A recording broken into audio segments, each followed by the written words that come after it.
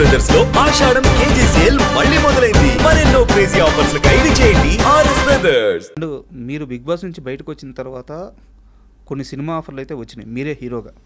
But ఒక hero వాళ్ళందరితో కలిసి కూర్చొని మాట్లాడి వాళ్ళ మైండ్ సెట్ మార్చేసి మీకు సినిమా ఛాన్సులు రాకుండా కొన్నిటిని అడ్డుకున్నాడు అని చెప్పి ఒక టాక్ అయితే ఉంది. నిజమా? నిజమా అబద్ధం? నిజం అవ్వచ్చు. అంటే బేసిక్ ఏంటంటే ఆబ్వియస్లీ మనకు తెలిసి మనం ఏ తప్పు చేయలేదు. సో మనం ఉన్నది ప్రూవ్ చేసుకోవడానికి, జీవితంలో ఎప్పటికైనా ఏదో ఒకటి సక్సెస్ అవ్వడానికి, ఉన్న సక్సెస్ని లైఫ్ అంతా నిలబెట్టుకోవడానికి ఇండస్ట్రీకి వచ్చాం. ఇప్పుడు మన వెనకాల ఎవరు ఏం చేస్తున్నారు అన్నది మనకు తెలియనప్పుడు మనం వాళ్ళ గురించి మాట్లాడకూడదు యాక్చువల్గా. సో మేబీ చేసి ఉండొచ్చు. మీ దాకా వచ్చిందా? నా దాకా వచ్చిందంటే వచ్చిందని చెప్పాలి. But I don't to take any one's name అనమాట. Okay, but it's okay. ఇప్పుడు మనకి రాత ఉన్నప్పుడు ఎవరైనా అడ్డుకున్నా మన రాతను ఎవరు మార్చలేరు. సో ఇక్కడ అంటే ఈ క్వశ్చన్ ఎందుకు అడిగానంటే నాకు తెలియంది ఒకటి మిమ్మల్ని అడుగుతున్నాను సార్. మోడలింగ్ అంటే అక్కడ బిహేవియర్ కానీ థాట్ ప్రాసెస్ కానీ ఇవి కూడా నేర్పిస్తారా? యా, అంటే ఒక సిచ్యువేషన్ మనం ఎలా హ్యాండిల్ చేయాలి? ఆబ్వియస్లీ బాడీ లాంగ్వేజ్ ఉంటుంది, సెల్ఫ్ కాన్ఫిడెన్స్ ఎలా బిల్డ్ చేసుకోవాలన్నీ ఉంటాయి అన్నమాట. సో అవే మిమ్మల్ని రాటు తెలిసింది. ఎందుకంటే ఇప్పుడు మీరు ఉదయ్ కిరణ్ గారి విషయంలో ఏవైతే చెప్పారో అవన్నీ కూడా మీరు లైఫ్లో మీరు కూడా చూశారు. యా యా, ఆ క్రేజు చూశారు, డౌన్ఫాల్ చూశారు, బట్ మళ్ళీ రైజ్ అవుతున్నారు. సో ఇక్కడెక్కడా కూడా మీరు ఎక్కడ చెల్లించలేదు, ఎక్కడా కూడా మీరు సెకండ్ థాట్ తీసుకోలేదు. సో ఎక్కడ ఎదగాలో అక్కడ ఎదుగుతూ పోయారు, ఎక్కడ కష్టపడాలో అక్కడ కష్టపడుతూ వచ్చారు. సో ఉదయ్ కిరణ్ గారు తీసుకునే ఆ డిసిషన్ తీసుకునేదానికి మీరు తీసుకోకపోవడానికి రెండింటి మధ్య వ్యత్యాసం అంటే ఆ మైండ్ సెట్లో ఉన్న మార్పు ఏంటి? సి ఇప్పుడు యాజ్ ఎ పర్సన్ మీరు చెప్తే నమ్మరు, కానీ ఫేమ్ ఉన్నప్పుడు యూజువల్గా కొంతమంది చాలా పనులు వదిలేసుకుంటారు యాక్చువల్గా. సార్ మా వైఫ్ ఎప్పుడు నాతో ఫైట్ చేస్తూ ఉంటుంది. ఆ కాస్టింగ్ జోలికి వెళ్ళొద్దు, కాస్టింగ్ నాపేయండి, ఆ కాస్టింగ్ అనే దాన్ని నేను తట్టుకోలేను, ఓకే స్టాప్ దాట్.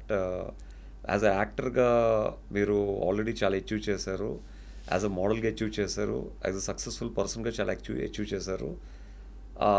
అంటే నాకేంటంటే ఒక జాబ్ ఎవరన్నా ఒక యాడ్ ఫిల్మ్ ఉంది ఎవరు ఉంటే చెప్పండి అన్నప్పుడు నేను ఎవరు కష్టపడుతున్న వాళ్ళకి ఏదో విధంగా హెల్ప్ చేయాలి. దానివల్ల మనకు డబ్బులు రాకపోయినా పర్లేదు, at least they make some money, at least they make some fame, at least మనల్ని నమ్ముకోకపోయినా వాళ్ళు ఎంతో కొంత కష్టపడి ఈ పొజిషన్కి వచ్చారు. సో మనకు వచ్చిన ఆపర్చునిటీని మిస్ చేయకుండా వాళ్ళకి హెల్ప్ చేస్తే అట్లీస్ట్ వాళ్ళు హ్యాపీగా ఫీల్ అవుతారు అని ఒక నమ్మకంతోనే చాలాసార్లు చాలామందికి హెల్ప్ చేయడం జరిగింది. ఇప్పుడున్న చాలామంది పెద్ద పెద్ద హీరోస్ కూడా నేను తెలియకుండానే ఇప్పుడు ఎవరన్నా యాడ్ ఫిల్మ్కి లేకపోతే ఎవరన్నా షోకి హోస్ట్గా అడిగితే నేను ఒక పేరుని సజెస్ట్ చేసిన షోలు వాళ్ళు ఆ షోతోనే చాలా టాప్ లెవెల్కి, అంటే చాలామంది టాప్ లెవెల్కి వెళ్ళిన వ్యక్తులు కూడా చాలామంది ఉన్నారు. ఇన్ఫ్యాక్ట్ జబర్దస్త్కి ఒకప్పుడు అనసూయ గారు యాంకరింగ్ చేశారు. ఎప్పుడైతే జబర్దస్త్కి అనసూయ గారు యాంకరింగ్ మానేశారో ఆ షోకి ఏడుకొండలని ఒక మేనేజర్ ఉండేవాడు. హీ కాల్డ్ మీ, ఎవరన్నా యాంకర్ ఉంటే సజెస్ట్ చేయండి అని. ఐ సజెస్టెడ్ వైజాగ్ నుంచి వచ్చిన నా ఫ్రెండ్ రష్మిన్ అనమాట. సో ఆ తర్వాత నెంబర్ ఇస్తే తను ఆవిడికి ఫోన్ చేయడం జరిగింది. సో తను ఆడిషన్ చేశారు, తను సెలెక్ట్ అయింది, she became a Jabardasth anchor. కనీసం నేను తనకి నెంబర్ ఇచ్చిన విషయం కూడా తనకి తెలియదు యాక్చువల్గా. నేను ఎప్పుడు చెప్పుకోలేదు. అవునా? నేను ఎప్పుడు చెప్పుకోలేదు. మేబీ తనేమనుకుంటుంది, నాకు మేనేజర్ ఫోన్ చేశాడు, నాకు ఆడిషన్ పిలిచాడు, ఆడిషన్లో ప్రూవ్ చేసుకున్నాను, నాకు జబర్దస్త్ షో వచ్చింది. కానీ ఆ నెంబర్ ఇచ్చిన ఏ వ్యక్తి ఎవరని తనకి అడగాల్సిన అవసరం లేదు, తిరిగి కూడా చెప్పాల్సిన అవసరం లేదు. ఎందుకంటే he wants to take that credit, నేనే మీకు ఫోన్ చేశానని. So he want reveal my name. So obviously మనకు అవసరం కూడా లేదు, నేనే వెళ్ళి చెప్పాను అని. అలాగే చాలామందికి చాలా రకాలుగా నేను హెల్ప్ చేశాను నా పేరు చెప్పుకోకుండానే. సో ఇక్కడ దొరికారు మీరు, అంటే చెప్పాల్సి వచ్చింది కాబట్టి ఐ టోల్డ్ యూ. అడుగుతున్నాను అంతే, ఎందుకు కౌశల్కి ఛాన్సులు రావట్లేదు అంటే కోరుకున్న ఛాన్సులు ఇండస్ట్రీ అంటే ఇక్కడ దొరికారు మీరు. చేసే మంచి చేసినప్పుడు చెప్పుకోవడానికి ఏం సార్, ఇండస్ట్రీలో చేయను మంచిని కూడా చేసామని చెప్పుకునే మనుషులు అంటే ఇప్పుడు నేను చేశానంటే మీరు చేశారా అన్న క్వశ్చన్ మార్క్ నాకు వద్దు యాక్చువల్గా. నేను చేసినా చేయకపోయినా మీకు నా వల్ల మంచి జరిగింది, మీ లైఫ్ సెటిల్ అయింది, దట్స్ ఇనఫ్ ఫర్ మీ. నేను చేసానా చేయలేదు అన్నది దేవుడు తెలుసు, నాకు తెలుసు, ఇంకా మీకు తెలియాల్సిన అవసరం లేదు. అంటే అంటే అంటే మీరు whether it's true or false I don't no.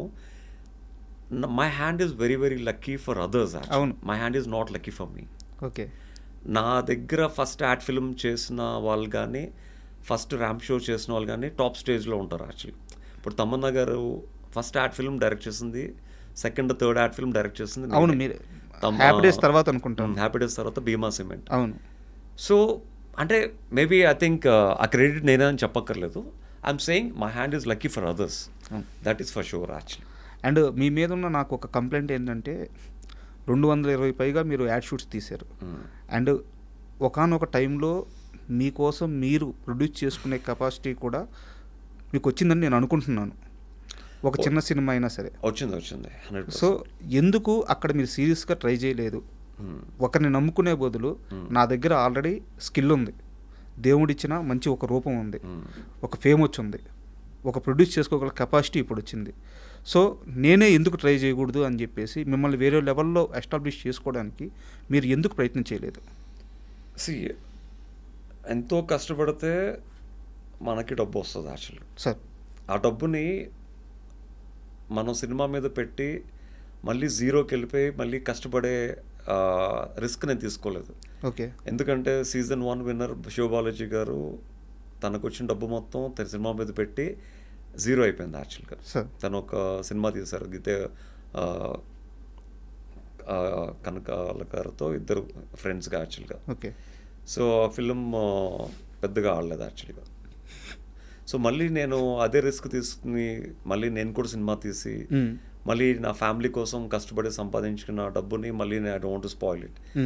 As you know that నాకు బిగ్ బాస్ ఇచ్చిన క్యాష్ ప్రైజ్ ఏదైతే ఉందో, the winning amount as I said I want to donate for patients, that's I donated actually.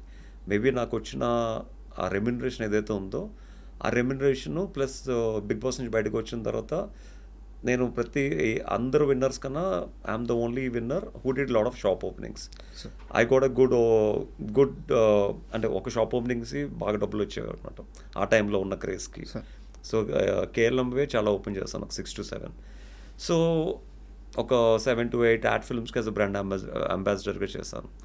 So ఆ డబ్బులన్నీ తీసుకుని వెళ్ళి family నన్ను నమ్ముకున్న వచ్చిన నా వైఫ్కు, నాకు పుట్టిన నా పిల్లలకి obviously they need that money actually. So obviously cinema తీసి ఆ డబ్బులు పోగొట్టుకుని మళ్ళీ నేను ఫస్ట్ నుంచి మళ్ళీ కష్టపడే టైము లేదు, ఆ సాహసం కూడా మళ్ళీ చేయలేం. So I kept that money on my kids అనమాట. అంటే వాళ్ళకి లైఫ్లో కావాల్సిన ఒక మంచి ఇల్లు, వాళ్ళకి కావాల్సిన ఒక కారు, అంటే నాలా కష్టం పడకూడదని వాళ్ళకి ఒక మంచి హెల్ప్ఫుల్ అయ్యే విధంగా ఐఎమ్ లీడింగ్ దర్ లైఫ్ అనమాట. ఈ విషయంలో నీలిమా గారి థాట్ ప్రాసెస్ ఎలా ఉంటుంది? వారు లేదు మనం ముందుకు వెళ్ళాలి అంటారా, మీరు చెప్పింది కరెక్ట్ అంటారా? ముందుకు వెళ్ళాలి అంటే ఐ మీన్ అంటే మనం ఇన్వెస్ట్ చేద్దాం, నీ మీద నువ్వు ఇన్వెస్ట్ చేసుకో, సో ప్రాబ్లం అన్ని తర్వాత సంగతి. దానికి అసలు సినిమా ఇండస్ట్రీ మీద నమ్మకం లేదు, 100% అసలు జీరో అనమాట. ఓకే. అంటే మీరు ఎంత ఇన్వెస్ట్ చేసుకున్నా మీ మీద అది బూడిదలో పోసిన పన్నీర్ లాగే. Okay. But you want even get 1 rupee also. She knows that actually. ఎందుకంటే ఒక సినిమాని రిలీజ్ చేయాలంటే దానికి ఎంత డబ్బులు పెట్టినా సరిపోతుంది యాక్చువల్గా. సో మనం ఎన్ని కోట్లు పెట్టినా ఒక సినిమాని రిలీజ్ చేసిన సినిమాని ప్రమోట్ చేసుకోవడానికి, ఆ ప్రమోట్ చేయడానికి 10 మంది హీరోల్ని పిలవడానికి, so we're not capable for that. So obviously better దేవుడు ఒక విధంగా డబ్బులు ఇచ్చాడు, ప్రజలు ఒక విధంగా విజయాన్ని ఇచ్చారు, ఆ విజయాన్ని కాపాడుకుంటూ just settle your life and again back to old life అనమాట. అంటే నేను యూజువల్గా ఒక యాడ్ ఫిల్మ్ చేస్తే ఫేమ్ వచ్చిన తర్వాత, ఫేమ్ రాకముందు ధైర్యంగా చేసేవాడిని, ఫేమ్ వచ్చిన తర్వాత మాస్కులు పెట్టుకుని క్యాప్ పెట్టుకుని చేయాల్సి వస్తుంది. But behind the mask and behind the cap there is a lot of hard work actually. So నేను ఏంటంటే యాజ్ అన్ సెలబ్రిటీకి వెళ్ళినప్పుడు I go like this. But ఒక యాడ్ ఫిల్మ్ డైరెక్టర్గా, లేకపోతే ఒక ఈవెంట్ మేనేజర్గా, లేకపోతే ఒక ఫ్యాషన్ కొరియోగ్రాఫర్గా వెళ్ళినప్పుడు I don't even show my face, I only show my hard work అంతే. సార్ ఇప్పుడు మోడలింగ్లో తెలుగులో మీరు ఎంత అచీవ్ చేశారో ఈ 2 తెలుగు రాష్ట్రాల్లో, ఈవెన్ ముంబై కానీ యూఎస్ కానీ ప్రతి దగ్గర కూడా మోడలింగ్ రంగంలో మీ వర్క్ నడుస్తూనే ఉంటుంది. సో మీరు ఎంత అచీవ్ చేశారో అందరికీ తెలుసు. సో ఒక జనరేషన్ ఇప్పుడుండే జనరేషన్లో పిల్లలు మోడలింగ్లోకి రావాలంటే సో మీరు ఏం సలహాలు ఇస్తారు? సో మోడలింగ్ ఆ రంగంలో దాంట్లో ఉండే డెవలప్మెంట్ ఎలా ఉంటుంది, వాళ్ళ కెరీర్ ఎలా ఉంటుంది, సో ఏ సలహా ఇస్తారు మీరు? See at the age of 15 years నుంచి మోడలింగ్ చేస్తున్నాను కాబట్టి it's been long way journey for man. Okay. So నేను చాలామందికి చెప్పేది ఏంటంటే మోడలింగ్ నమ్ముకొని మీ చదువుని మీ ఉద్యోగాల్ని వదులుకోవద్దు. మోడలింగ్ అనేది జస్ట్ ఎ హాబీ. మీ పర్సనాలిటీని డెవలప్ చేసుకోవడానికి, మీ స్కిల్ని బిల్డ్ చేసుకోవడానికి, మీ కాన్ఫిడెన్స్ని బిల్డ్ చేసుకోవడానికి, మీ బాడీ లాంగ్వేజ్ని మార్చుకోవడానికి, మీకు ఒక పర్ఫెక్ట్ పోస్చర్ని డెవలప్ చేసుకోవడానికి, రిథమ్ని మార్చుకోవడానికి, గెస్చర్స్ నేర్చుకోవడానికి, ఒక స్టైల్ని క్రియేట్ చేసుకోవడానికి use this modelling as a platform, but not for your life. And especially Hyderabad is not a modeling place. If you really want to become a model, if you don't have any other option other than modeling, go to Mumbai. Okay. And do hard work. అక్కడ at least every day you can go to 10 to 20 auditions. At least ఒక్కదానికన్నా click అవుతారు. హైదరాబాద్ ఆడిషన్స్కే నెలకి 1-2 అవుతాయి. So హైదరాబాద్ని నమ్ముకుని మోడలింగ్లో దిగద్దు. మిమ్మల్ని మార్చుకోవడానికి, మేక్ ఓవర్ అవ్వడానికి దిగండి. I'm there for 100% for them, but not to change their careers. Okay. To change their personality, come to me. Not to change their careers, don't come to me. మిమ్మల్ని నేను approach అయినప్పుడు big boss గురించి నేను చాలా తక్కువ మాట్లాడతాను అని చెప్పాను. సో నాకు తెలిసి నేను చాలా తక్కువే మాట్లాడాను. బట్ ఒక 2 క్వశ్చన్స్ ఉన్నాయి సార్. ఇప్పుడు బిగ్ బాస్ 9 స్టార్ట్ అవ్వబోతుంది. ఓకే. సామాన్యుడికి ఛాన్స్ అని చెప్పి ఒక ప్రకటన రిలీజ్ చేశారనమాట. సో కూడా పార్టిసిపేట్ చేస్తారా? నాకు ఇంట్రెస్ట్ లేదు సార్. ఇప్పుడు లేదు. ఓకే. పైగా చేసే అంత స్థాయి కూడా నాది కాదు ఇప్పుడు. ఓకే. సో అది ఫ్యూచరు. అండ్ నిజంగా ఒక సామాన్యుడికి ఛాన్సు అంటే అక్కడంతా చాలా జెన్యూన్గానే జరుగుద్ది. జెన్యున్గా జరుగుతుంది అనడానికి ఎగ్జాంపుల్ నా సీజన్లో గణేష్ రావడం. ఓకే. అతను ఒక కామన్ మ్యాన్గా లోపలికి వచ్చాడు. సో వచ్చిన తర్వాత తను చెప్తా ఉండేవాడు అనమాట. సో అందరిలాగే నేను కూడా వీడియో రికార్డ్ చేసి పంపించాను. జస్ట్ నేను యాజ్ అన్ యాంకర్గా నేను లోడా లోడా లోడా లోడా వాగుతాను కాబట్టి ఫాస్ట్గా మాట్లాడడం నా స్కిల్. అదే మాటలు ఫాస్ట్గా మాట్లాడుతూ నేను పంపించాను. దానికి ఇంప్రెస్ అయ్యి ఒక 3 రౌండ్లు అయ్యాయి. ఓకే. సో తర్వాత 30 మందిలోంచి 10లోంచి ముగ్గురులోంచి ఒకరిని సెలెక్ట్ అవ్వడం జరిగింది. సో బికాజ్ ఆఫ్ తన టాలెంట్ అది. సో అలాగే బయట కూడా అంటే మీ టాలెంట్ బిగ్ బాస్కి ఉపయోగపడుతుంది, బిగ్ బాస్ షోకి హెల్ప్ అవుతుంది అంటే డెఫినెట్గా దిల్ టేక్ యూ. అంటే ఈ క్వశ్చన్ ఎందుకు అడిగానంటే సార్, కొన్ని లక్షల మందికి ఖచ్చితంగా బిగ్ బాస్ అంటే ఇష్టం ఉంటుంది. దాంట్లో పార్టిసిపేట్ చేసే ఛాన్స్ వస్తే ఎవరు వదులుకోరు అనమాట.